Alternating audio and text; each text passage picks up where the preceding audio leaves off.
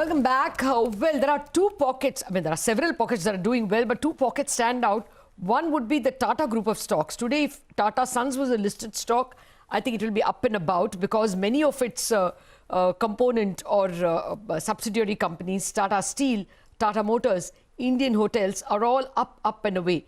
Tata Steel now is up 6%. When have we last seen such a huge rally? It's, of course, the steel commodity rally and then specific deleveraging expected in Tata Steel itself after the very good numbers and the statement they made on their Netherlands unit. So that's up 6% to 520, though price targets on the street are at 630. That's the latest that came from Credit Suisse. Tata Motors as well up about 3%. That is usually a global economy play. And then you have Indian Hotels, the big unlock play, doing exceptionally well. That stock is up almost 8% as I speak. Okay, now gone down to 6.25%. The Indian Hotel stock. So that's several Tata group stocks doing well. And the other group that absolutely stands out are the bank stocks. And here the leadership, while it is coming from HDFC Bank as well, that big boy is up 3% and it can do a lot of good for the Nifty Bank. The other stocks that are doing well, Bandhan Bank up 3/4, State Bank up 3.2. That again is a big boy that can yank the index itself. Indocent up 3%, and a whole host of public sector banks. Bank of Baroda, Canara Bank, PNB, all of them up about 1.5% to 2%. Also up Axis Bank, RBL, both of them up about 2 to 2.5%. So it's an across the board rally that we are seeing in banks. I don't think there's any red color. Okay, there is. Bank of Maharashtra, City Union, variety. But largely it's a green paint across banks. Absolutely. And you know, there's this whole theme playing out of the real estate, home improvement stocks as well.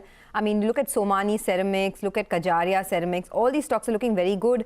You also have Jubilant Foodworks that's at a fresh high, Balkrishna Industries, Ashok Leyland, Escorts, that whole pocket is looking good. By the way, my colleague Sonal is here to talk about ONGC. Sonal, over to you. Thanks a lot for that, Sonia. Well, ONGC's numbers came on Friday post-markets and the stock today is quite flat, maybe down around 0.3%.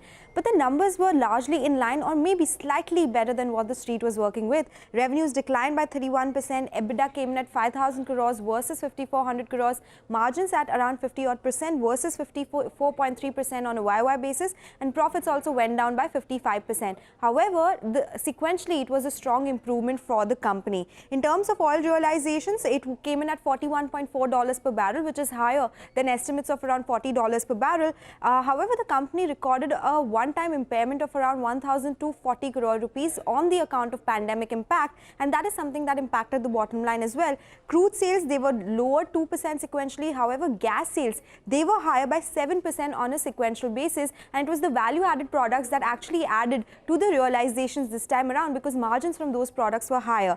But apart from that, the company made an important comment on the KG Basin discovery. They said that there will be some delay in production from that particular field. That is because a lot of vendors have enforced force majeure. However, in terms of guidance, they've said that oil production in this year will remain flat. But overall, brokerages say that the numbers were in line and most of them are positive on the stock. Okay. All right. Thanks a lot for that explanation, Sonal. It's just that it's not the flavor of the moment. The flavor of the moment is metals. The flavor of the moment is steel, Tata Steel. And we have an expert joining us, Amit Dixit, research analyst at Edelweiss Institutional Equities. Amit, Tata Steel is, thank you for joining us. Tata Steel is up 6% at this point in time. And there are targets on the street going all the way to 630. What's your own take on the price target? Yeah, hi. So yes, we believe that we have a positive view on Tata Steel, and the stock has run up quite a bit based on the possibility of them divesting the Netherlands business, and of course brokerages have increased their targets. So our own target is 565 rupees a share at the moment. Now we have not taken any impact of possible benefits that they would get from divestment of Netherlands. We will cross the bridge when it comes. However, our price target is based mainly on the performance improvement on organic front, and therefore I repeat that our 565 doesn't take anything into any positive impact of this particular divestment coming through. In fact, I was going to ask you, that was my next question. I mean, even if you look at just the pure operational performance for the India business has been so strong, Amit, the EBITDA per ton coming in at 13,000 plus rupees per ton. Do you think this is a sustainable performance, and what are you penciling in for the second half of the year? Well, Surya, I would like to leave you with a couple of data points here. So first of all, the performance of India business was perfectly in line with our estimates. But consider here that Tata Steel themselves have guided that realization could go up by 4,500 to 5,000 rupees a ton in this particular quarter. We are talking about Q3. And from all looks of it, we believe that the prices look sustainable, the run looks sustainable, volumes look sustainable.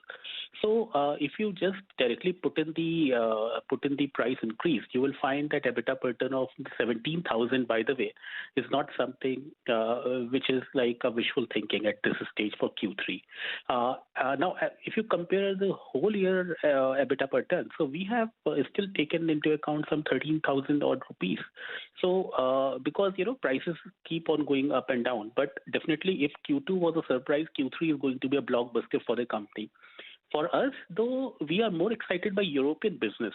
Now, if you remove that carbon provisioning front away, European business actually delivered a positive EBITDA, which came as a surprise to us because we were factoring in some minus $46 a ton negative.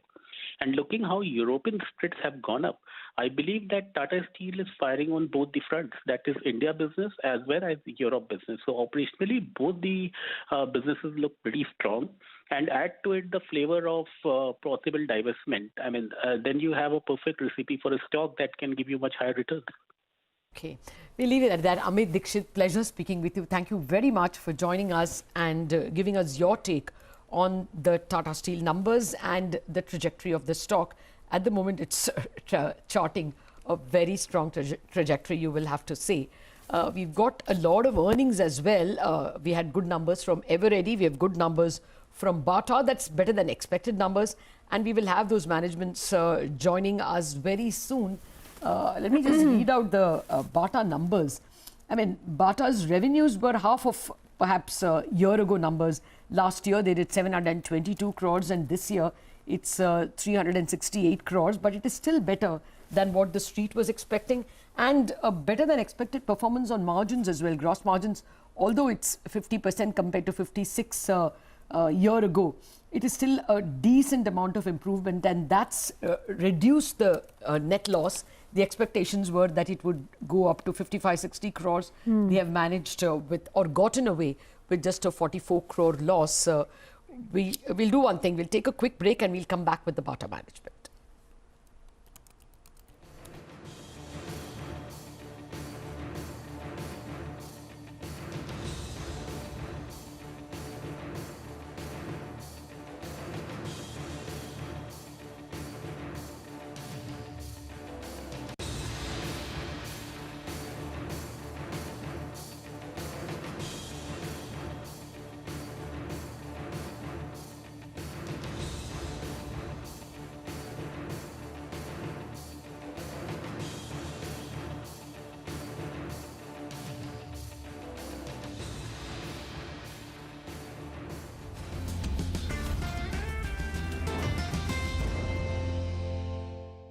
The risk in mutual